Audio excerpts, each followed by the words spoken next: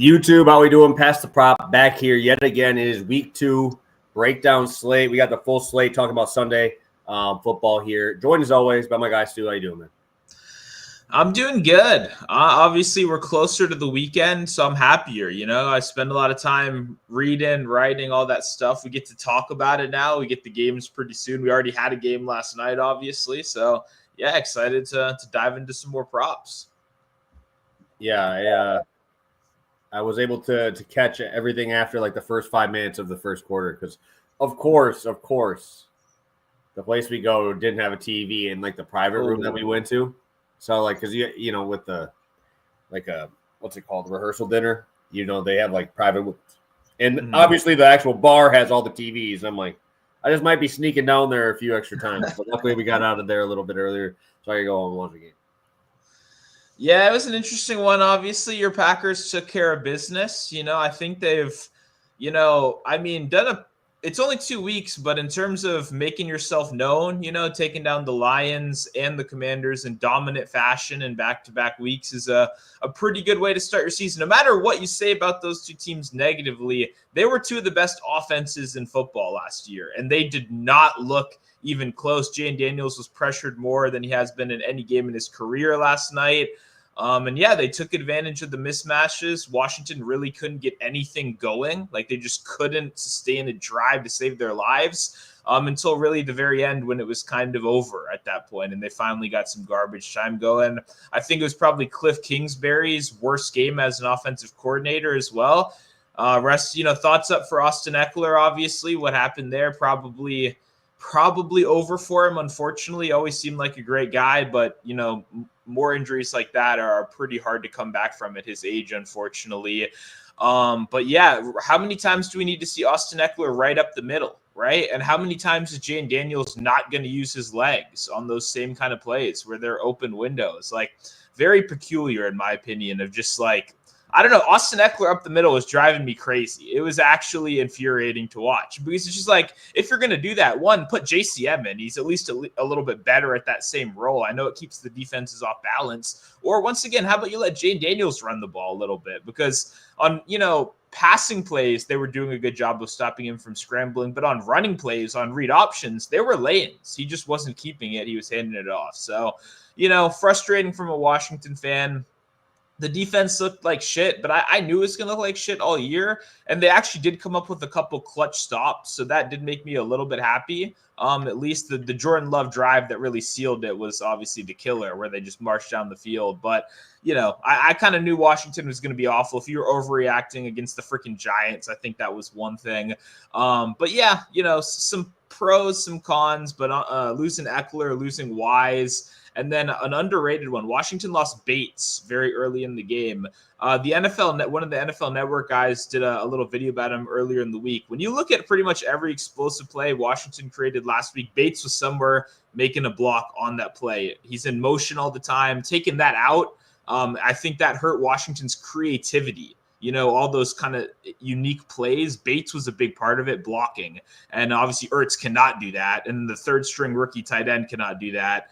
And it hurt, So your Packers took care of business, hats off to you. It's going to be a tough year. The only good thing I'll say for the rest of us NFC guys is like, this looks like peaking early, man. You got to do this all year long. You got to stay healthy all year long. Play some great football early. I'm cool with that. We'll see what happens, later in the year, obviously, as depth hits you and the NFL season hits you overall. But Packers crushing right now. Yeah, I mean, I don't even think they're really using any of the playbook either, bro. They haven't done any of like the creative shit. And then when they got within one score, you started seeing LaFleur actually play some some of the stuff we used to see, last year when we were kind of in those closer games. You started to see the double, like the reverse stuff, all that other stuff out there. He's been holding that shit back, bro. That's what I'm saying. Like, this dude is a wizard. Like, his offensive mind is obviously one of the top. I mean, you could say three, 4 guys in the league. My thing is if they stay healthy, I mean, I don't know what would be much different because they're not even blitzing. Like that's where getting a guy like Micah Parsons is like, you don't have to blitz. So now you could see last night, like even when Jane Daniels did have a little bit of room, I obviously have Jane Daniels in fantasy. So I was telling you guys that on the show, what was it, Wednesday? I'm like, Comes down to Cooper and comes down to Quay Walker, man. And there was one play specifically where Edger Cooper filled the gap, and if he didn't make the tackle, Jay Daniels had a 40. He had a 40-yard run where Cooper grabbed him. Obviously, he's massive, bro. Obviously, making big plays. And those are the plays that Jaden Daniels usually can make a guy miss, right? And those are the ones that usually you get those 30, 40-yarders. But luckily enough, I thought both linebackers did great last night, and they're going to have to in these types of games, especially when you're going to be, putting as many guys back as they are in that zone. I felt bad for Daniels because there's literally nothing open. There was nothing open, and then with a 4-man rush, you're getting all those guys on him. And also, I was really happy with the Packers' offensive line. I know Tom was out, and one other guy was out as well. Banks, I believe, was out as well. And they still really didn't give up any pressure. So I thought that was pretty good to see Josh Jacobs be able to carve up with a couple backups in there, which was encouraging. Yeah. I mean, Washington doesn't have much of a D-line, so I kind of wasn't as worried as some people were when they did see that, the injuries. And the one backup you guys have is really good as well. You traded for him the other year pretty highly. So, they obviously held up very well right there.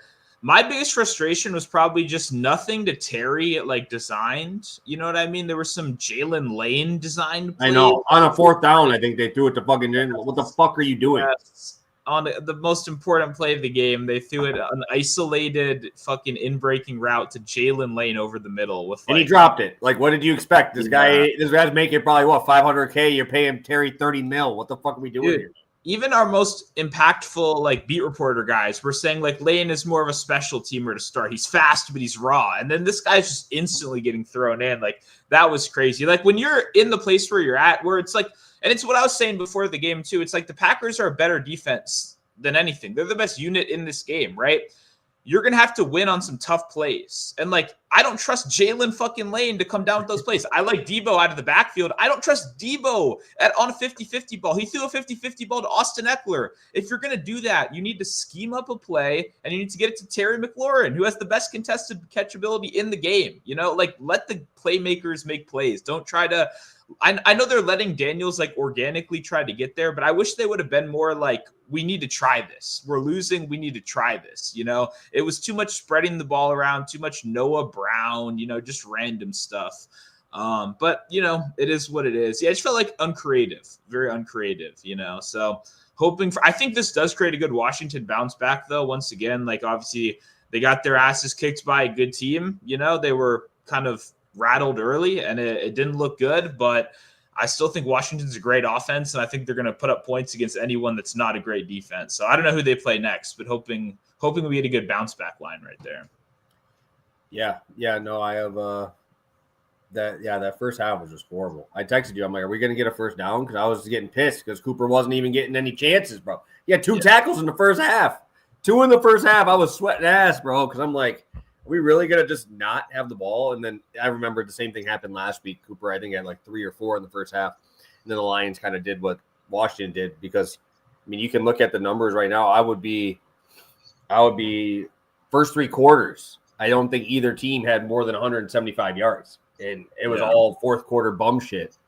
But that's Jared Goff's specialty, bro. That's a Jared Goff specialty. That's where he's a garbage yard machine. So let's take a look at the chat. We got a couple guys in here popping in right away. We got 30 of you guys in here live with us a little early today on our Friday. Appreciate you making that adjustment with us. Ford bringing up, we got the matchup with Mr. Flacco against Baltimore.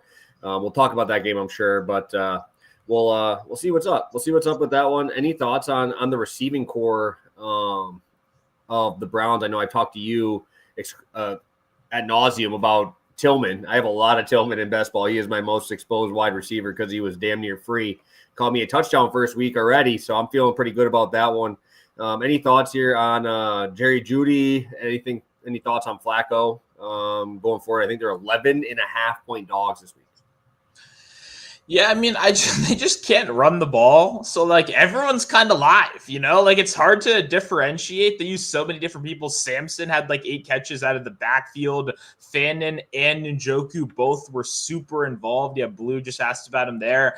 Yeah, if you're in a fantasy league, I would definitely pick him up. I mean, he's not the tight end one, so everyone's hyping him up so much. Like Njoku still is there. I don't think they're going to be able to do that every week, but it's the thing of like, I don't think they can run the ball. Like Samson, it didn't work at all, and they just gave up last week. Jerome Ford, we know he can't run the ball. You know what I mean? Like we've had years of Jerome Ford 3 yards per carry. And Judkins, I read it's looking at a 2 to 4 game suspension, possibly even without the criminal stuff. He just came back to practice, but Judkins isn't going to play. So it's like, who's your savior here? They fucking Rocket Sanders got a touchdown. Raheem, if you're a college football guy, he was a fucking workhorse in college. He kind of reminded me of like Tank Bigsby, where he was never like the best, but he was always there and he was always grinded yards and just do it. So that kind of shocked me when I saw Sanders. I was like, why not give Sanders some carries? It's probably better than fucking Jerome Ford out there. So overall, it's a bad matchup. Like the Ravens are a good secondary across the board. They're a strong team, but like, it doesn't really matter if you're playing prevent defense. You're 12-point favorites. You're up. Like it's going to be check down after check down. So I need to look more at slot rates, like who between Judy and Tillman was in the slot more. I try to avoid the slot a little bit against the Ravens with Hamilton and all those guys over the middle that are so strong. But generally, outside receivers are going to crush when you're 12-point underdog. So yeah, like Judy, like Tillman. I don't know if I'm going to bet Fannin. I don't even know what his number is at. It's probably high as hell, but I would be a little cautious with him. But if you're like a fantasy guy, I would 100% pick him up. I bet Njoku's, gone at the deadline, honestly. For sure. I have Njoku, so I'm hoping he goes somewhere where he'll actually play. Yeah. Yeah, let's do a quick recap here, Stu, and then we're on to week 2. We'll go with yours first. I know it was more of like a long shot type of play, but luckily we got brought a little bit of long shot action with Van Ness here. He did not get the job done, unfortunately. No sack. Nice tackle for loss earlier. Nice hit on Daniels late. He was involved, just didn't get the job done, especially with how slow Washington was in that first half. I think if we had a little bit more opportunity, we could have been there, but they were barely on the field, and you can't get sacks and dropbacks when you're not out there. But that D-line, man, Wyatt inside, Parsons outside. I did talk Parsons sack a lot, obviously, as well. He did get the job done, so hopefully put that one in as well. But, yeah, no dice on Van Ness, but the sacks were definitely there. Yeah, and shout out my boy Cooper, man. Shout out my boy Cooper. What a second half. I'll give my props to Washington getting a lot of teams when there's like that 3-minute and you can't allow a first down, and they fuck everybody over in fantasy. They were at least able to get one stop. They were able to get one stop throughout that second half, and it was a big one because obviously Cooper had 2 solos in the second, in that last drive. Kind of just taking over Ertz and Debo. I mean, he's just tackling everywhere there. So he's flying around the field. Even in the first half, he was in a lot of stuff. Obviously, had a sack, had a half sack with Micah Parsons as well. But, yeah, I was obviously still impressed. I can't believe they got Micah Parsons without giving up Cooper. I thought that would have been, like, the person they needed to get because he has as much upside as anybody on the defense here. But very impressed with him and continues to perform. So, shout out Adrian Cooper getting us another positive week. Yeah, he's everywhere, man. He's everywhere. And obviously, like, Ertz is the perfect guy to target because he's such a sitting duck. Like, when he does, like, no yak, no, bro. Like, I don't know if he broke a tackle last year. He's reliable. I like Ertz. He's doing the job. But when everyone in my Discord was, like, blowing it up, it's like, we need more Ertz targets. It's like, no, the fuck we don't. Ertz is like a 6-yard target. We don't need more of that. It's a good dump down. It's a good safety blanket. But, like, he's not breaking you a big play. We need big plays, but obviously it's Washington loves the short passes, and Cooper was just everywhere. He was like all over the field. It felt like he was involved in every play. It just, like you said, it took to the second half for there to actually be enough plays for it to work out there. Honestly, for real. So it moves us to 3-5 on the year. We're closing back in. I know obviously we had that 0-4 start week 1, but 3 out of our last 4, obviously the one was a plus 225, so we ended up making 0.6 units on that one, and I'm expecting to get back over that hump here. Stu, let's get into this week stuff. What is game of the week for you?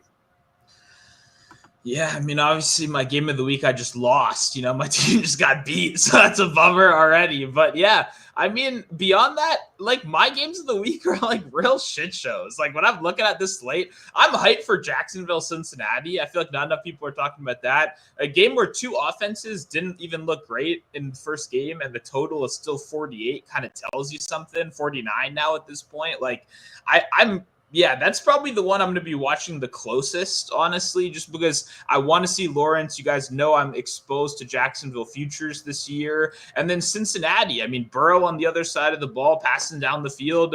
I don't know what Jacksonville's got. Apparently, Hunter's going to play more on defense this week.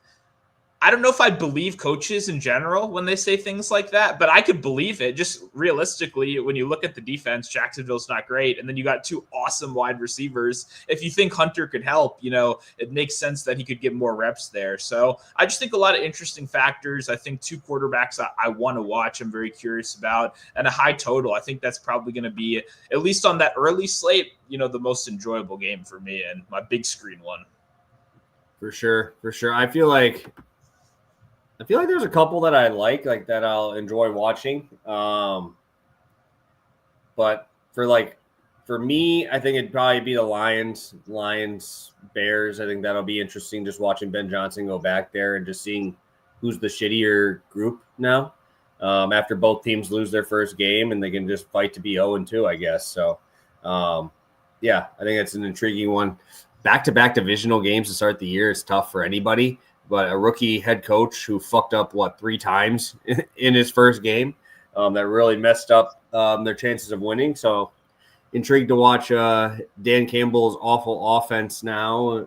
And the guy who was supposed to go save Chicago couldn't do anything in the second half. Who's going to bend? Who's going to break? I think that's going to be my most interesting one.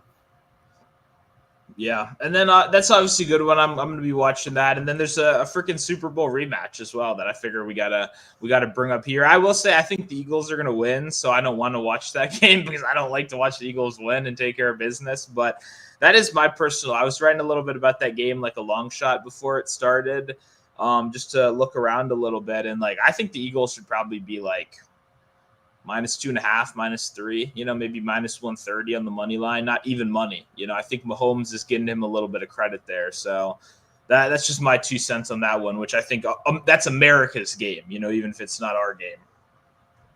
No, for sure. I think that'll be a fun one to watch as well. Then obviously we'll make sure we talk about Monday Night Football. On Monday, we have 2 games.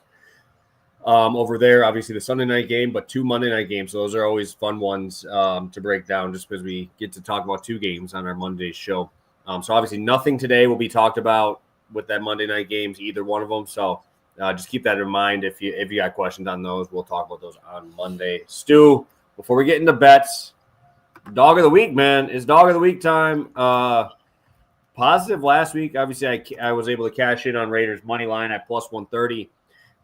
We had a close call for you as well. It's looking like we're both rolling on the same side this week. What do you got to say about the big bad Seattle Seahawks? Yeah, I mean, it's a team I was surprised you and me were kind of on the same page for to start the season, just futures wise and stuff like that. I thought maybe that would be maybe a more hot take this year, I guess. But I think the Seahawks are super live in this game. Not just to cover, but to win. Obviously, I'll take the cover when I think it's going to be at a field goal game and you get a line like this. But neither of these teams are expected to be great offenses, right? We just saw Aaron Rodgers do his thing, ball out in week 1. It was an impressive performance. I don't think people expected it. But honestly, I think you got to take away some credit to the Jets as much as you want to give it to Rodgers, because he did look good. You got a little revenge there. But I think if you had to bet money, that's probably the best game he puts up stat sheet wise this year. You know what I mean? It would be very hard for me to imagine we do any better than that. And when you just break down this roster and what the Seahawks do well and what what Rodgers and the Packers do well, I think it's a great matchup. I don't think the Packers can run the ball very well. Gainwell getting 7? Talk about the Packers. Don't talk about Packers. That's different. Oh, sorry, not Packers. Yeah, Steelers. I don't think they can run the ball very well at all. You got Kenneth Gainwell getting major, actual, legitimate carries. You got Jalen Warren, who I like, but it's more of a pass catching guy. They're trying to use him between the tackles. It's not working. The rookie barely even got any steam last game. So you got to throw the ball. The Seahawks have a really good fucking pass defense. They got a rookie who looked awesome in game one, looked like a good fit. They do have some injury report stuff, so I think that could be injuries could maybe derail them a little bit. But assuming it's a healthy enough squad out there for the Seahawks, man, I think this is a close game. Like these are two good defenses, but one defense actually at least showed up. The Seahawks showed up week one. The Steelers defense did not. They got ran all over, which is not something that I was expecting. I just think if we're going to get two ugly teams, we're going to get a close game right here. I think we're going to see more sharps. I think we're going to see more commitment to the run game. That was what was working against the 49ers last week, and they kind of got away with that a little bit more, or got away from it a little bit more. I would expect a better game plan and the same defense to show up this week. I think this is like almost a pick 'em. You know what I mean? I think these are both very balanced teams. I think the defenses are the highlight of both teams. So when you're getting over a cover, over a field goal for the spread, I mean, I think that's just a little bit silly. I think Seattle's going to be in it till the end, and I think they have a good chance to win this game, honestly. So yeah, I know they got voodoo for the Steelers. Obviously, Tomlin always finds a way to sneak in that win, but it wasn't pretty last week, and I think you kind of got a higher end outcome. I think it might come back down to earth a little bit for Aaron Rodgers here. I'd be very careful starting him in fantasy this week. Yeah, dude, I love that Seattle defense, bro. I know I'm playing them in DFS this week because they're cheap as shit because of how big Rodgers went up last week. So they're gonna be my DFS defense this week, and I'm hoping that they find a way to get it done for us. Obviously, I'm on the Seahawks as well. We're both gonna roll on the same side. I agree. I don't think home field should give me 4 points almost, bro. Like home field should be like 2, 1. And I think, obviously, if I was to put this on a neutral field, it would be a pick 'em. So I think that you're giving me 3.5. I'd even take 3. If it's plus money, I'd take that. I don't even mind that. So plus 140 on the money line if you want it. I'm not getting greedy. I got the money line last week at plus 130. I'm going to be greedy and roll with it again. So I'm going to play the 3.5 and roll with those. So it's looking like me and Stu have one play each of us having one long shot as well. So yeah, it should be a fun one to talk about. A little bit quicker show for us on a normal Friday. If you guys could hit that like button before we get into these. And also, if you have any questions, drop them in the chat. We will get to every one of them with us only having one each. So I'll kick it over to you, Stu, to start us off. And, let's get a couple winners here. Sounds good. Yeah. I mean, I don't normally live in the passing markets as much, honestly. I like normally trying to pinpoint which exact wide receivers or tight ends or whoever might benefit the most. But for me, I think when I look at this week, when I look at this slate, Drake May was like 15 yards lower than I thought he'd be, like a sizable amount where I had to like do a little double take right there. It kind of opened like 213-ish. It's only moved up a little bit so far. I'd be in the 220s. If I were an odds maker, I'd probably be like 225, 228 as the opener, kind of expecting it to go up a little bit more. And the reason behind that is the Dolphins defense is really bad. And I was a Dolphins hater from the start of the year. I like the Jets upside more than the Dolphins, which a lot of people I feel like hated. But I feel like the Jets can run the ball. They can be, if their defense can be good, which it didn't really look in week one, then they can make games real annoying for teams. The Dolphins, I saw a finesse offense with a shit offensive line and an awful defense combined with the worst offseason vibes on any team I've seen in a while. Tyreek Hill not a captain anymore, already being talked about traded, seemingly fractured relationship. Jalen Waddle, the medical tent king, cannot stay out of that every fucking game. Beyond that, you traded Jonnu Smith, who led the team in targets last year. Who is there besides A-Chain, who's not even a high-volume running back? He's more of an explosive, make you miss. I don't see it with the Dolphins. I never saw it with the Dolphins. I think Tua is a very, very bad quarterback, and I think it's being shown as such right now. They're already in panic mode week one. They had 2 injuries to the offensive line, and they lost Storm Duck, who has the funniest name ever. Probably shouldn't be a starting corner on most teams, but already dipping even deeper into their shitty cornerback room, which, I mean, this offseason, Storm Duck is out. Bonner, questionable. They're starting rookie Jason Marshall in the slot last game. He's going to have to go outside now. Just random guys are likely out going to be there playing. Like it's kind of crazy when you look at just this team's lack of depth in the cornerback room already, and seeing injuries hit that at this point in the season is rough. And I think Drake May, sure, he's not like the best passer in the world. He's not a finished product. He's a young quarterback. But last year he showed multiple times he could get over that 250, 260 mark, even at a 300 game. He went 235 against the Dolphins last year. Similar scheme on defense. You're going to see a lot of those same looks. And same thing I just said about the Steelers.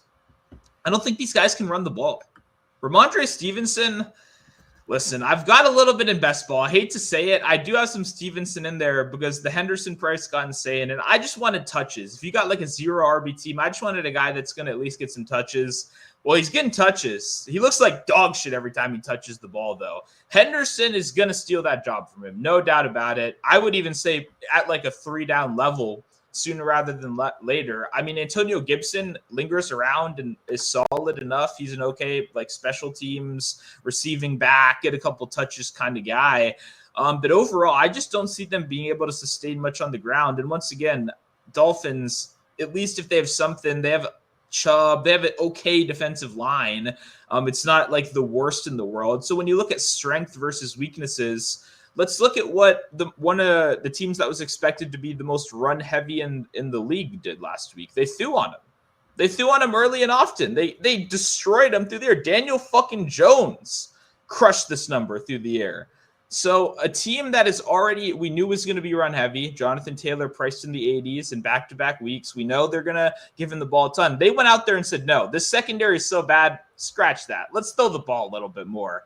I don't see why Drake May and the Patriots wouldn't do the same thing, especially last week. They were top 3 in neutral pass rate as well, which showed a willingness to throw the ball in non-blowout situations, which is obviously something that's great. And I think the counter argument, you were saying before this that you thought the Dolphins could win. I personally don't think so. I think the biggest enemy to this bet is losing is that the Patriots are winning. And it's a similar thing to last week where the Patriots are winning. You just run out the clock a little bit. You play more conservatively. If we do get that Dolphins bounce back, because look, they got Tyreek Hill, they got Waddle. If they can get everyone on the same page, a chain, this is a talented 3 guys. And we know what that offense can do. And the Patriots blitz, but beyond the blitz, like their pass rush looks a little bit better, but they don't have a ton, especially if Gonzalez is still out in the secondary. So if those explosive plays are there, that's perfect. If the Dolphins look better, that's perfect because we get a higher paced game. We get a team that's more likely to be playing from behind and forced to pass. And clearly bookmakers still feel that the Dolphins have something because the whole world hates them, and it's still, pick them. They're still favorites right now by a short amount. So it's one of those things that I like May kind of no matter what the game script is. But if we do get that Dolphins team, showing the world, hey, like Tyreek Hill's still Tyreek Hill, we can still do stuff. That's going to be even better news, obviously, for Drake May on the other side. He's going to have to respond and pass. And they looked good. Obviously, Stephon Diggs was limited. He wasn't his full self. He looked solid out there. Demario Douglas. And then Kayshon Boutte, my guy. I was bent on him at the end of last year. I wrote him up on my Substack as one of my long shot targets on Sunday morning last week. And hey, look what happened. He went out there and dominated. A lot of people slept on him, but he's a good deep ball guy. People thought he was going to be a first rounder for a while. Seemed like he had some attitude problems mixed in with some injury problems. Hey, it looks like he's got that fixed. So Boutte's crushing. I think he has another good game. And yeah, I just think May, ends up in the 230s, 240s in this one. I think 216 is kind of disrespectful. This is how I'd list a bad quarterback. And I still think May's got more to prove, no doubt about it, but he's not a bad quarterback. Yeah, no, I don't mind it. I do like Miami a decent amount this week. But my thing is the reason why I like this one, why I kind of like the Dolphins and why I think that this bet would obviously hit just because they're going to be losing is you look at this fucking Raiders team, right? You look at the Raiders team, those two teams might be the most condensed offenses of all time. Jacoby Myers, Bowers, and Genty. Yeah. What was that, 90% of their yards last week, bro? And Geno threw for 360 on their head, bro. It's coming to those guys. You know where it's going here. And they still couldn't stop it. So if Christian Gonzalez is out, I probably will bet Miami straight up. 1 point. I'm getting minus 110, minus 115 on the Dolphins. If Gonzalez is in, obviously that changes a lot. That dude's a fucking monster. Like that is a guy who couldn't move a spread. Like that's how big of a guy he is. But I don't mind Drake May. I don't know if I've ever bet his passing yards. I think I'm mostly on his rushing a lot of the times because I feel like they always give it to you too low because he is kind of like, even in college, he kind of made stuff happen with his legs. So, but yeah, I'll definitely be tailing. Like I said, I think it kind of works well for me, kind of rolling with the Dolphin side anyway. I think that this is obviously a good bet for May to continue to roll there. Yeah, and what I'm looking for is like props that can get there in multiple game scripts. That obviously football's crazy. You get a lot of different things, and you want a guy that's kind of a quarterback's going to get almost every, he's going to get every snap. So like if you have different paths to victory, that's kind of the goal there. So yeah, I looked for passing plus rushing, and I didn't really see much available. Yeah, at this point, but I think that's a solid look too.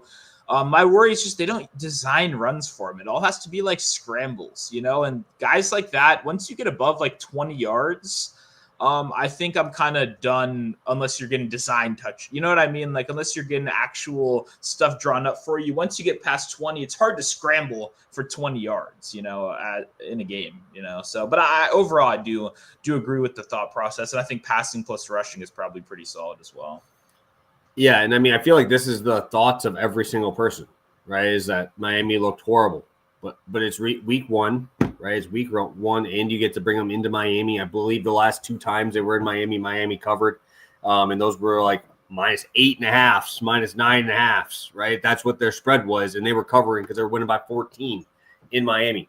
That shit's real, man. That heat down there, that shit's real. Like that. I don't remember what team it was that was throwing up on the sideline. Because they were well, I don't know if it was the Patriots or who it was when it's like super fucking hot down there. I'll have to look at the weather and stuff down there. But that is a real thing, man. Like that is a different type of heat down there. That's for sure. No, it's one of the few real advantages left in football, of like the jersey colors as well, where they always have the like ones that don't get as hot and the other team, it's very funny. Like it's a smart move, but yeah. We've seen multiple, cold weather teams face the consequences. And I think it is supposed to be fairly hot there as well. Perfect.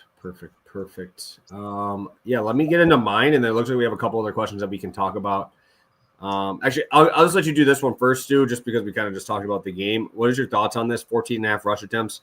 I don't know a line. Let me pull it up here while you talk about that. It's probably juiced, but yeah, I mean, this is going to depend on like who you like in the game more. I personally do not like the Dolphins, so I like the under here. I think it'll be close though, because a chain, like I don't know. A chain carries is tough. Yards is like if you like an over, it would always be yards for me. But yeah, I think like he's just never going to be the super high volume guy. I expect a closer game. Yeah, I don't know. I would just pass. This is just such a pass for me, honestly. I don't have a strong opinion, but obviously he's going to be close to it. Ollie Gordon is the only other guy, and we don't know if he's even good or not. I was going to say he fucking sucks, but I'm going to be calm and say we don't know if he's good or not. So who knows how much Ollie Gordon is involved? It's kind of a close one, but I really think it depends on who you like in the game more, but just a pass for me, honestly. Slightly into the under, though. I see why.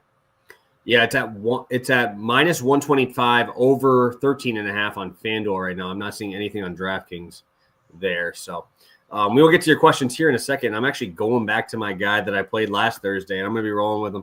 I took him at 21.5 on action on Thursday. And felt really good about it. I of course expected it to kind of move because I feel like people are going to start to see it the way I am in terms of I don't think that Dallas will be able to run the football here in this game. I don't think that they're a good rushing offense. I know everybody and their mom loves Javonte Williams now because he fucking stumbled into the end zone twice. Yeah. I don't think he's explosive. I don't think he's going to be able to make the big plays. You saw last week the Commanders were able to make a couple big plays, right? I believe that kind of skewed the run defense for them. They had a 19-yard carry to Debo. I believe Bill had a 42-yard carry. Outside of that, there wasn't any big plays on the ground. There was 2 big plays. And then if you look at the numbers, it says they're averaging 6.5 yards a carry against this defense. But you take those 2 out, Bill goes from 8 82 yards, and then it's 9 for 40, right? So that's obviously a big difference when you look at, obviously making a big play happen. I don't think that the running backs on the Dallas side are going to be able to make that happen. I also think that they need one of the biggest bounce backs here that they can get, because that I feel like that game last week fell through their fingers. Everybody saw it. Everybody saw them mess up. And Dak ended up getting 21 completions last week on like how many drops? 5, 4? I mean, 3 from just CD. And there was a couple other ones throughout the game. I expect them to have to go a little bit more on the outside too as well to make things happen. Obviously, your boy Turpin made some stuff happen there on those little jet throwouts that obviously count for completions as well. I just think that this team's going to have to throw this ball around. I understand that he kind of fucked everybody over last week, and everybody doesn't want to go back to someone that kind of beat them before. But I had more money on Dak than probably anybody last week. I had him in like 2 to 3 different ways. The completions got screwed because of the catches. But the Eagles also can maintain drives as well, which I feel like the Giants, they're going to be pushing that ball to the neighbors. You're going to have to, right? You're going to have to push that ball to the neighbors, or else the dude might fucking riot. And then on top of it, I do think this Dallas defense is still exploitable. So I think that the Giants will score a little bit, keep this relatively close. But even if they're up 21, I think Dak's still throwing the ball, because he's got to get those numbers up after a 180 performance there, and everybody talking about these guys with the whole Micah Parsons and everything there, and everybody's down on Dallas. But I think this is one of those games that even if they're up 20, that they're just going to keep chucking it, and everybody's like, ooh, Dallas won by 35 points. Like they might be back, That kind of feels like this type of game where everybody's like super down on them, and then they're just like, oh shit, Dak just threw 30 for 52, 320, and then I'm feeling damn good about my leading passer in the NFL spot. So I think this is an absolute chuck it around type of game. Get those numbers. And I also don't think they're going to be able to run the ball on this defense.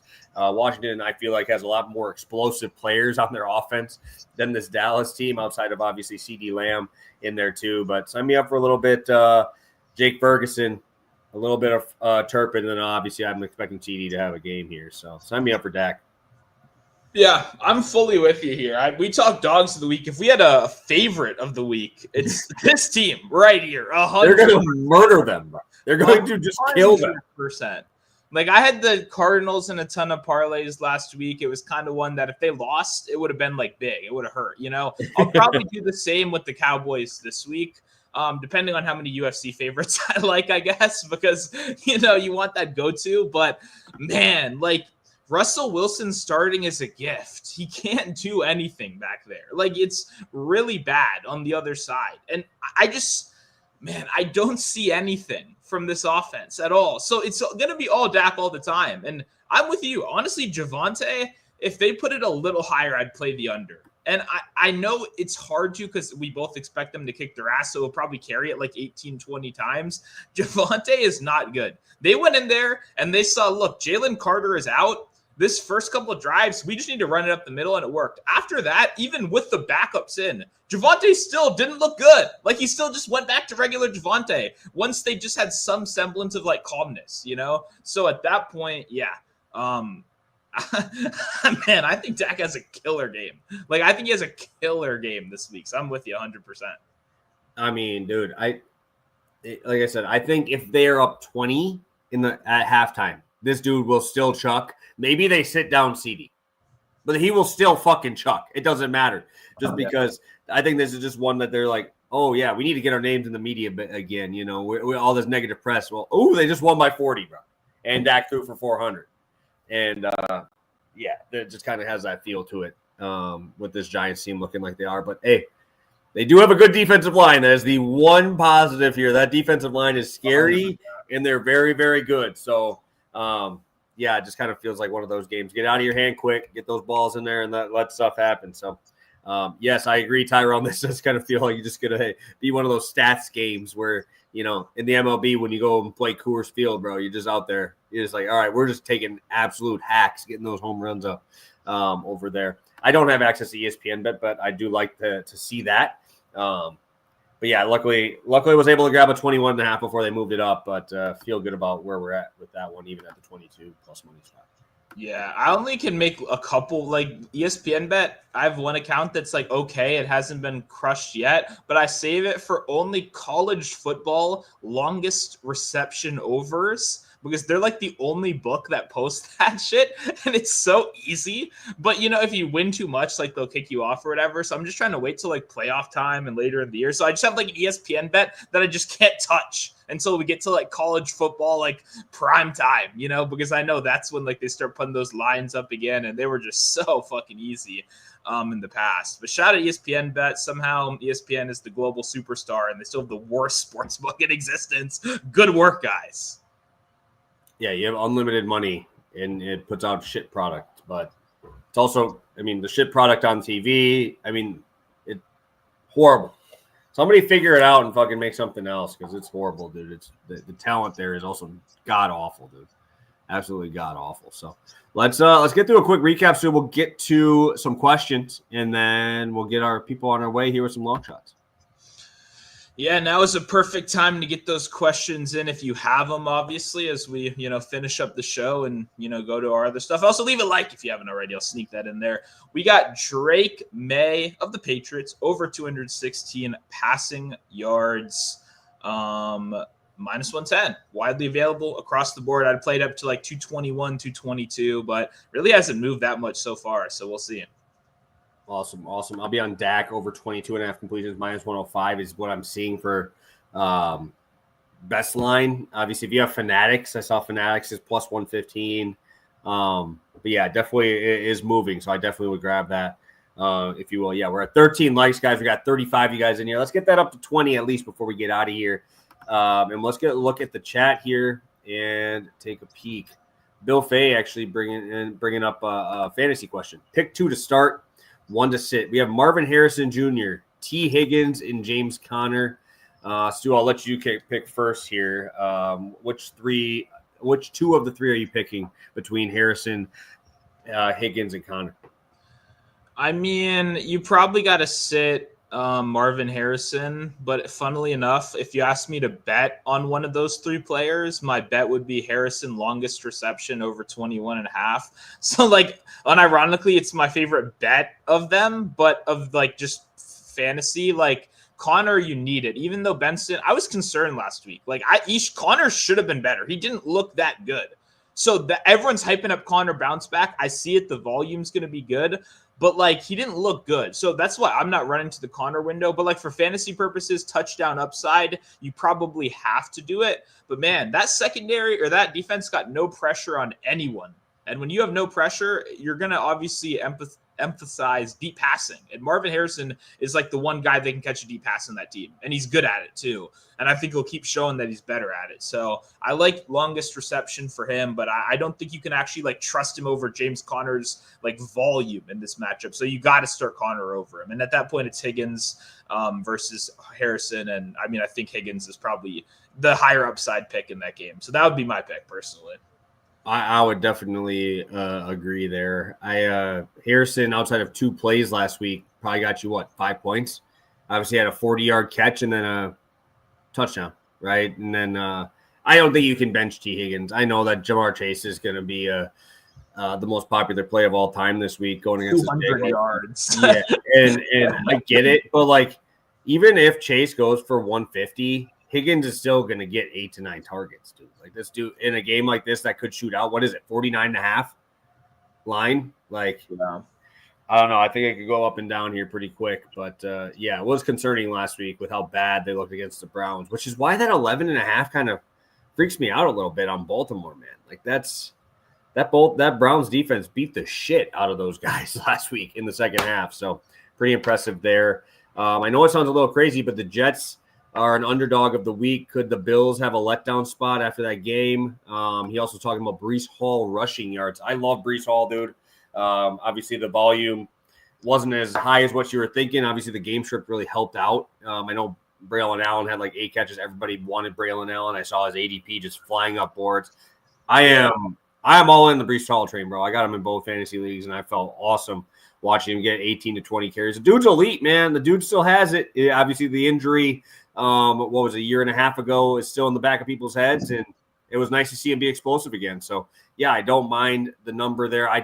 Whenever I bet Breece Hall, I always want to have receiving in there as well, just because I've had it many times where he's 50 yards receiving, but he's got 38 yards or 38 yards receiving on top of like a 55 rushing, and then you miss it by a couple, but he's cooking, dude, and he's making people miss and having big plays, but some of it's in the passing game. So that's always me. I know that's a long-winded answer to kind of answer your question there, but I would like the over, but I always have receiving in there with Breece Hall.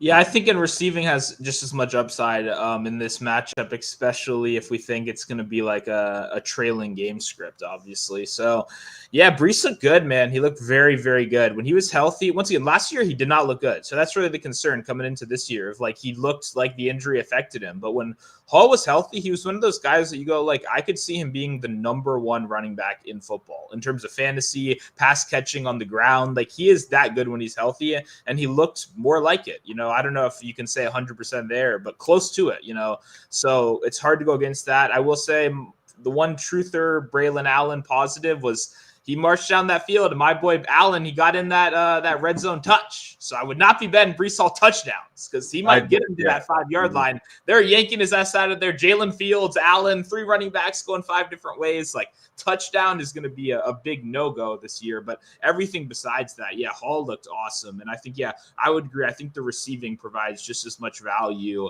in a trailing game script. But how do you think they attack them? It's obviously going to be the run game. They're not going to go out there and say, Fields, throw us into this game. It's going to say, we need to keep this close. We need to keep the ball out of their hands. And Breece, go out there and get us some yards. So, yeah, I think it's a good game. Yes, sir. I mean, I was getting him in like the 5th round, bro. Like, he was falling from the sky. Everybody's reaching for those first 7-8 running backs, which is understandable. But, yeah, I was liking where we were seeing Mr. Breece there. We have Dale bringing up Bijan over 26.5 receiving yards to the moon. Can't run with the offensive. See, and this is what kind of scares me, is just because I know Penix. I've watched a lot of Michael Penix. He's not a huge dump down guy. Obviously, Bijan playing or getting routes out of like the slot too. Like, they'll move him around, which is obviously very nice to have. Does it kind of feel trappy? Is that just me or what? Because this Vikings team is going to blitz the shit out of them. And yeah, you want the underneath stuff, but I saw last week when he was getting pressured, a lot of it went to Drake London, dude. Drake London had 15 targets last week. Like, that's what kind of scares me, because I don't know how much passing volume this team's going to have. This is probably the week to attack the passing volume with Minnesota, because that's how you beat them. You got to do the quick intermediate routes and have guys miss guys, or make guys miss. What is your thoughts here, Stu, on the over 26.5? I feel strappy because you just went for 100. Yeah, I mean, I don't know. I kind of am with you that I think London receptions is probably a play whenever that's posted. I just checked. It's not anywhere.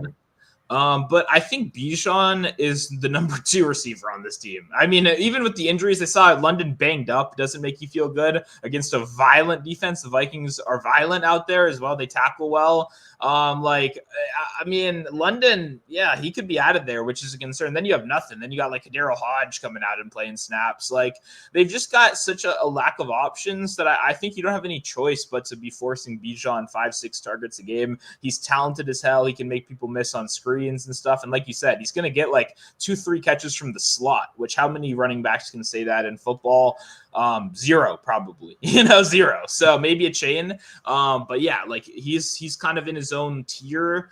And he's talented as hell. People, forget sometimes, but yeah, I like it. I just think they're not going to be able to run the ball, and I think if you can't really run the ball here, then how else do you, like, London can't have 250 yards, even if he is healthy. I just don't see enough other options. You know what I mean? A part of my brain went to Kyle Pitts, and then I just like stomped on that part of my brain. It's like, he had a couple catches when London went out, dude. He had like 2 or 3 catches right when London went out. He was getting targeted like crazy. But obviously there's a lot of injuries on Atlanta, and we got to wait because London receptions was literally on my list of plays, and they just don't have it up, obviously, with the injury talk and everything there. My other thing too is once again receptions might even be a little better for me just with how much they bring like pressure and stuff. Like I could see 1 or 2 catches for just no yards, -1 yards, whatever. Just quick dump down, get out, escape the blitz, live to throw another down, kind of passes that he could benefit from as well. But it'll be interesting. They got a tough task here. Yes, sir. We got our guy Capper Taylor in here, bringing in some fantasy. Another question here. Tony Pollard or Emeka Egbuka? Obviously, you're talking about his flex spot.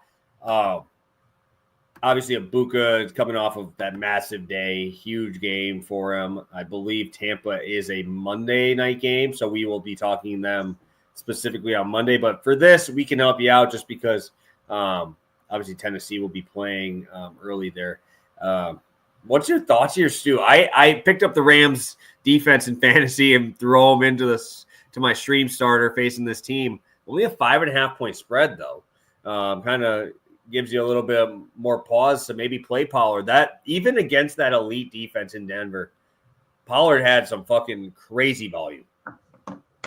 So wait, what was the question again? Sorry, where was it at? Flex spot, Tony Pollard or Emeka Egbuka in that game. I'd be playing Egbuka. I don't think Pollard is tough because I like him I have him in best ball, so I don't have to actually make the clicks. I have so much of him there. But man, how many total yards of offense do we think the Titans have in this game? That's it reins you in. Like the touchdown upside is little. Even before the season, he was the starting running back, likely no Spears until week 7, and his touchdown line on the season was 5.5 plus money.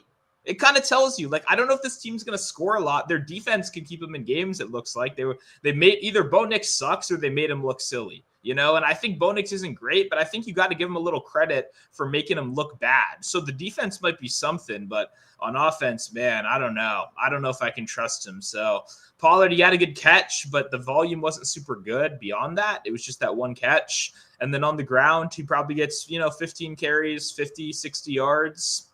If you don't get a touchdown, you don't get catches, how good of a fantasy day is that for you? I don't know. Egbuka, he's wide receiver 2, getting wide receiver 1B target share, not even 2, 1B, so man, he's just stepped into that Godwin role. I have a lot of Egbuka, so I'm rolling with him plenty already, but yeah, I feel very comfortable firing him up, even over similarly talented guys like Jameson Williams, even guys in that same tier. I still think I'd go Egbuka, just upside, Yeah, I was kind of nervous with how bad that Tampa offense looked last week. I think Baker had 160? A little ugly. 160. I know Egbuka still got his numbers because he caught the 2 touchdowns there, but 160 passing yards, it's kind of scary when you're facing Houston here. Now you're going to Houston with some dogs there. Obviously, I like that he's not the number 1 option, obviously. You have Mike Evans there who's going to get the number 1.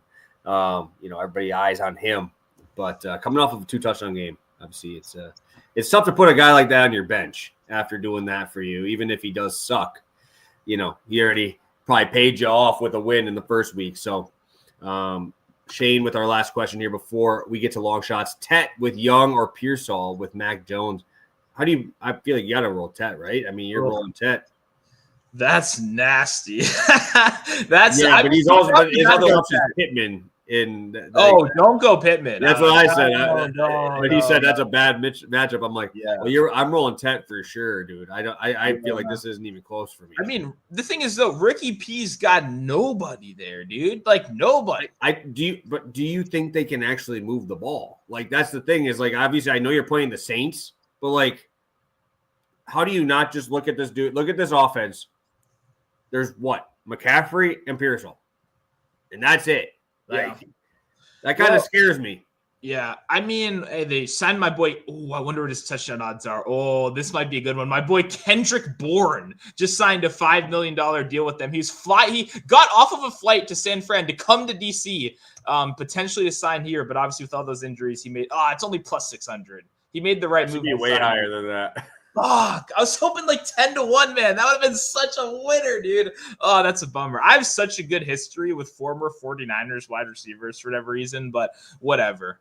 That's a bummer. But even if it gets better, if we get 8-1 or 10-1, I'll still probably click it because Bourne, he just runs like simple slot routes. He gets involved. He gets out there. I think you might immediately see Kendrick Bourne, even with just 1 week of practice. But yeah, I have a bit of a different opinion, I guess. You and me kind of argued briefly before the show about it. I think the fucking 49ers -3 is like a awesome bet. Like, I think it's a great one because when I look at that team, Brock Purdy is like okay, but man, there's not as much of a downgrade. Mac Jones came in and put up better stats last year than Trevor Lawrence did in the same system. So I mean, I don't know, like, he's not good, but he's a game manager that doesn't make a lot of mistakes. Kyle Shanahan wanted to fucking trade his career away for this guy, but the GM made him take Trey Lance. So he gets his guy. He gets a game manager. He's not going to make that maybe one throw that he made to Ricky P, that Purdy made to help them win that game. I don't think he makes that throw, but almost every other play that they're going to ask him to do, check down, handoff, check down. I think Mac Jones can run this fucking offense. No doubt about it. Like, no doubt about it. Like, the step down is just not crazy enough for me. The defense on the 49ers, we don't know how good it is, but we just know how bad the Saints are. So yeah, that one's kind of easy money to me, in my opinion. Yeah, no, I mean, obviously the Purdy step down, I think it's probably like 1.5 steps down, but like no Debo, no Ayuk, and now you're going to lose Kittle for fucking 4 weeks. Like that's the down. That's the down. That's 5 steps, bro. Like that's 5 steps down. Like George Kittle is probably one of the best run blocking tight ends in the NFL. And he's he's by far your number one option on offense outside of McCaffrey. And McCaffrey was dude, it's just really tough for me to trust this team when like that's you literally had to fucking go look at Kendrick Bourne's touchdown as a fucking thing to possibly put in. That's all you need to know. That's a guy they're looking at who possibly could score for them. Probably was on his fucking couch, bro. That's what you're working with here. And you need a quarterback that can actually like do it with, you have to have some help. There is no help. There's absolutely zero help on this offense. This offense is horrible. And obviously I am a little biased too because I just put another little bit on the Seahawks 11-1 to win the division. So obviously I would love the Saints to fucking win this game fucking straight up. That would make me feel fucking fantastic. Yeah. I mean, that'd be big for that, obviously. I marked this up as a loss or a win for San Francisco already, and now they're only a 3-point favorite. Yeah. I just think, man, Saints. I still think the Saints are really bad. They had a better than expected week 1. They didn't look like a minor league team. They looked like an NFL team. They were in it till the end, no doubt about it. But I just don't know if I believe in them. And like kind of the one thing they did have going for them was like Juwan Johnson looked really good. Man, you got Fred Warner on your ass all game now. He's the best coverage linebacker we got in the game of football right now. So it's like you're going to have to go outside now. Rattler's going to have to make those deep passes. We'll see. We'll see how it goes. We'll see. I'm curious. Yeah, I'm not betting the Saints. Like, don't get me. I'm not betting the Saints. Like, that's not a bet. I'm making sure no one in here is. Okay, no. We can't be doing that. Yeah, friends don't friends. I would definitely roll with that for sure. I would too. I do Ted. To long-winded answer to your question, I would go Ted as well. But Ricky P, he's got an argument for sure. I'm curious what they put his props up at whenever they do that. All right, so time for long shots. We actually will be a full show here. We're going to be pushing that hour mark. We'll get some long shots in here and then get out of here. Stu, what is your long shot for today? Yeah, I've been deciding between 2 tight ends all day. We're going to go with the one I didn't think I was going to go, but a little better price. We're going to go Brenton Strange, plus 380, anytime touchdown. On this team alone, man, Strange and Trevor Lawrence were both staring at me. Because, one, I know I'm going to go to this team. I think this is an over game, even with bad starts kind of from both sides. We didn't see shit from the Jacksonville offense, honestly. I mean, they didn't look great, but they took care of business. And there was a rain delay, and they were winning, or a lightning delay, whatever. And they were like, you know what? We're just going to run the ball the rest of the game, and we're going to win this game. And that's what they did. And they won it without having to work very hard. I think they're going to have to work harder. I think they're going to have to throw the ball more. And I think Etienne, he looked amazing. Everyone can victory lap and stuff. But I don't Etienne's good. They traded away Bigsby. They still got Tudden there. Like, I don't know if like I'm not penciling in ETN for 80 yards a game. I feel like that's the reaction people are doing now. Like that, oh, he's like a 17, 18 touch a game running back. Like we got to remember that's still like a pretty rare breed for a running back. And obviously the game script was kind of perfect for it in week 1, but I don't think it will be in week 2. The Bengals, I mean, they stuffed the run last week. I don't know how much credit you can really give them for doing that against the opponents that they had. But we know their secondary shit. Everybody knows that. Like, it's not a hidden secret at all. And guess what? We saw tight ends demolish them. That's where they faced most of their damage, was the tight end room. And Strange looked good. Strange, to me, I think is the next. It's not a clear one-to-one because he's not quite as talented. But when you talk about an underrated guy like Tucker Kraft, right, who just had his arguably best game of his career, just showed out on a national stage. What makes Kraft so good, and what made he's one of my most owned tight ends, why I was such a big fan, is not only can he catch passes, not only is he a guy that is out there, running routes, but he earns snaps by also being an inline tight end that will put your ass on the ground on a running play.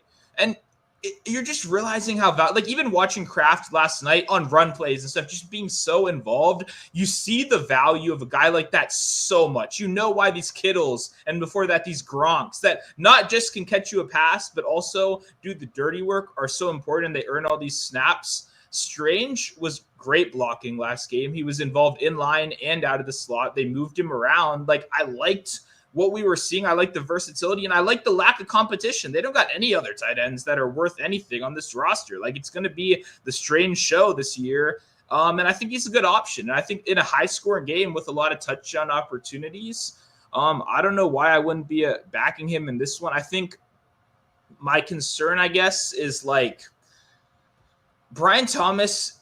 Like, the comeback game is happening. I think Brian Thomas also scores one as well. Like, I think he gets a touchdown. But I just think there's going to be a lot of opportunities in this one. And I think Hunter playing more defense could actually hurt him on offense. Like, I think, once again, I'm not one to believe coach speak like that, but it makes logical sense. Look at the wide receivers they've got. If you think he's that kind of talent at corner, which some people even thought he's a better corner than he was a receiver, you got to use that skill set, when it matters the most. And that's what makes him such an interesting kind of chess piece weapon. So I think with reduced usage for him, with still more passing in the game, Thomas is going to do his thing, no doubt about it. But I think Strange steps up, and I think he has a very nice game.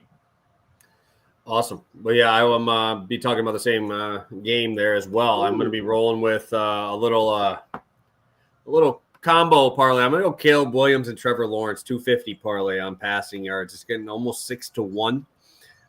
Lawrence is actually not high at all. Like, his was like plus 120 for 250. Obviously, when you're playing the Bengals, it's kind of like a minimum. 250 is what you're going to get for a line there.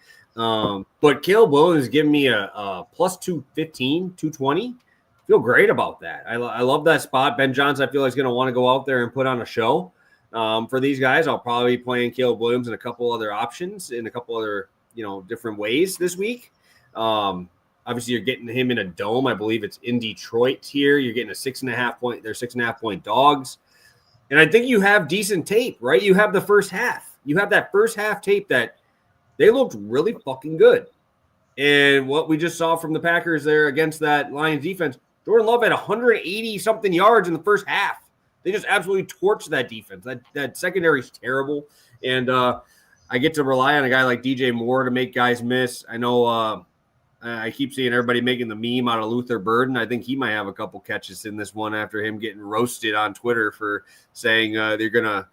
I think they said I'll be coming for him or something, or I'm gonna make him pay because they didn't draft him or whatever. And then he goes one catch for -1 yards in his one play there. So you got Rome Odunze, obviously no Tyler Warren, but they do have Colston Loveland, right? They do have Colston Loveland in there too. So a couple other options to throw the ball to. I think this is a game where you're gonna have to throw the ball. I think the Lions are gonna obviously shut down the running game, and even Swift, I think Swift out of the backfield could be a good option there. I think that this is just a game where Caleb Williams is going to have to do it. I mean, the second half looked horrible. I feel like everybody saw that. It's obviously not, I'm not telling you anything new here, but I think Lawrence had to be kind of almost, I don't want to say just like a little add to it, but 6-1 on these for pretty much Williams to do it against his coach's old team. I'm feeling pretty good about a 6-1 option here on the 250s. Yeah, I like Trevor. Obviously, I'm more of a fan of that one than probably Caleb Williams. Well, that's why it's 225, right? It's 225 for that reason. No, you're definitely getting a good price on it. Yeah, I mean, it's interesting. Obviously, the Lions were kind of weak on offense or defense in the first half. Yeah, I don't know. Caleb Williams scares me, man. I wish you could alt like completions because he's. I do too. I'm playing his completion. I already bet the completions. Yeah. I just can't alter it. I would have done like 30 or 25, Yeah. dude, for crazy numbers. Because I feel like he's got to hit a bomb to cash this. And, like, man, his deep throws have looked kind of shit. And they were good in college at times as well. Like, he had some really nice ones in college. So I was kind of hoping that would look to improve a little bit. But the narrative aspect of obviously coaching his former team is always interesting there. He obviously knows that defense, better than most people on the planet would. And yeah, he's going to give you that little inside, tract on how to beat him. Your guys got to make plays now. And also you said Burden. Hey, if you read my preview, you knew Burden was not going to be out there. Okay. Burden fucking lost that job in preseason to freaking Olamide Zaccheaus, Washington. And he played a lot, dude. Zaccheaus was fucking out there rolling, dude. Yeah, he's out there. He's legit earned a real role. So Burton will he'll get into that as the season goes. And if he looks good, he'll steal it eventually. Like Zaccheaus isn't a huge burn to clear, but he's got to still get there. You know what I mean? He's still got to get there. So yeah, they've got a lot of options. Komet Loveland as well over the middle. Swift probably giving you a nice 15-20. Yeah, I think there's plenty of different ways. Caleb's actually got to connect. He's actually got to hit a bomb. And that's the scary part, Yeah, hopefully DJ Moore can make something happen. That's really what you're going to have to rely on there. So, Stu, anything else from you before we get out of here? We're hour 10 range, 40 of you guys still in here with us. This is about when we would start our normal show. So we appreciate you guys popping in with us here. Stu, anything from you? Yeah, I'll just say the other one I was looking at, if you want a little extra bet, I like Tyler Warren. The prices are kind of all over the board, but on 365 you can get touchdown for plus 320 for Warren. I think that's kind of crazy. Not only is he a tight end, they already tapped into that rushing ability he showed in college with red zone runs. He already got one in week 1. If that game was close, Warren doesn't just have the game. He has 125 yards. Like the way they were passing to him in the first half, he would have had a legendary game log. And I get you don't get that same defense. You in fact get the polar opposite. You in fact get the toughest defense on the other side now. I get that. But also the tight end position is normally kind of where you go when your wide receiver one's getting locked down by fucking Surtain. You're getting blitzed. You normally have to make those quick passes, get the ball out quickly. I could see it being used in the run game, especially after Daniel Jones had 2 carries. Maybe you fake that, you get a formation that looks like it's going to be a tush-push kind of thing. And then, hey, Warren's the only guy in the backfield. You flip it to him. I could see his creativity is going to be so used in the red zone. And it might not hit this week because they might score 1 total touchdown. That's the concern. That's why I didn't end up going with it on the show. But 320 for a guy with that kind of versatility. Because if you ever read any of my touchdown stuff, I love Xavier Worthy last year because of versatility. If you're getting rushes, CeeDee Lamb, if you're getting rushes, if you're getting these cool creative usages in addition to your regular great usage, then I'm just that much more of a fan. And I mean, Warren, it takes tight ends normally a while. In week 1, they said, fuck that. We are throwing the ball to you. And I could see that happening again week 2. So that's the last little thing. I was deciding between that. But really the only great price is on 365, which most people don't have. So figured I'd just little bonus bet for the 365 users out there. Yeah, shout out the Bears for Ryan Poles for being fucking dog shit. Again. God, dude, I fucking love that they drafted Loveland first, even though I had a bet on Warren to go at that pick. But dude, how fucking shit can you be? Can you imagine? I think it's hilarious, actually. How do you fucking miss this dude? This dude's a stud, absolute monster. Definitely like that spot, dude. I don't know, man. I might take that team total over against that Broncos team, bro. I'm a Daniel Jones believer, baby. I'm a Daniel Jones. He's my Geno of this year, bro. From 2 years ago, Geno with Seattle, he might be my 2 years ago Geno here, but we'll see what happens here. But got to give my big shouts to Daniel Jones for putting up those numbers first week, and excited to get after it and get over that red mark here. We're going to be in the green here after this week. I'm super excited for it. But Stu, anything else from you before we head out? Not really. I have another prop already up on Substack right now. I'm going to have a couple more probably later tonight or tomorrow, as well as some college football. So if you want all my bets, check out the Substack. That's where everything lives for me these days. But yeah, excited to be here. Excited to get back on Monday. We got 2 games to talk about on Monday. They both look sick. I'm excited to get into that slate as well. So yeah, drop any questions you got. If you weren't here with us live, no biggie. We'll still get to them. Just drop them below. And hey, leave a like while you're there. Yes, sir. Yes, sir. We'll be back to talk about 2 games. But yeah, it should be fun. I'm excited.